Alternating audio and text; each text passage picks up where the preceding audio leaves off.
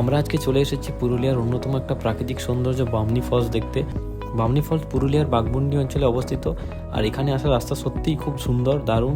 চারপাশে সবুজ পাহাড়ে আর খোলা আকাশ। আমরা বন্ধুরা মিলে বাইকে করে এসেছিলাম যাতে করে এইসব পাহাড়ের আঁকাবাঁকা রাস্তাতে রাইড করার আনন্দটা উপভোগ করতে পারি। তো ফাইনালি আমরা পৌঁছে গিয়েছি বামনি ফলসের এন্ট্রান্সে। তো চলো ভেতরের দিকে যাওয়া যাক। 700টার মতন সিঁড়ি নিচে নেমে আমাদেরকে যেতে হবে, তারপর আমরা ঝর্ণার আসল সৌন্দর্যটা উপভোগ করতে পারবো। তো কিছুটা এগিয়ে যাওয়ার পর দেখতে পেলাম একটা কাঠের পুল রয়েছে, আর সেই পুলের নিচের দিকে ঝর্ণার জল বয়ে যাচ্ছে। চলো এগিয়ে যাওয়া যাক আরও। তো আমি তোমাদেরকে এতক্ষণ যে সিঁড়ির কথা বলছিলাম, এইখান থেকে সেই সিঁড়ি শুরু হয়ে গিয়েছে। কিছুটা এগিয়ে গিয়ে দূরের ভিউটা জাস্ট অসাধারণ লাগছিল। আর দূরে ওই যে নীল জলরাশি দেখা যাচ্ছে, সেটা হলো লোয়ার ড্যাম। প্রথমের দিকে সিঁড়িগুলো সিমেন্ট দিয়ে তৈরি ছিল, তাই আমাদের নামতে সেভাবে কষ্ট হচ্ছিল না।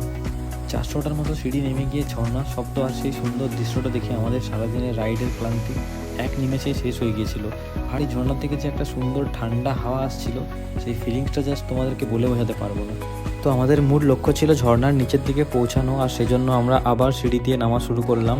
তোমরা দেখতেই পারছো শেষ দিকে সিঁড়িগুলো পুরো পাহাড়ের পাথর কেটে বানানো হয়েছে। অ্যান্ড গাইস, ভিউটা তোমরা দেখতেই পাচ্ছ, জাস্ট অসাম। সত্যিই মানে এতক্ষণে যে পরিশ্রমটা আমরা করলাম সেটা সার্থক হলো নিচে এসে এই জাস্ট সুন্দর ভিউটা দেখে। তো তোমরাও এই ভিউটা এনজয় করো। তো এই ঝর্ণার জলে আমরা স্নান করার মজাও নিয়েছিলাম। তো অনেকটা সময় এখানে কাটানোর পরে আমরা যাচ্ছি এবার অন্য একটা ডেস্টিনেশনে। তো please subscribe to my channel for the next part.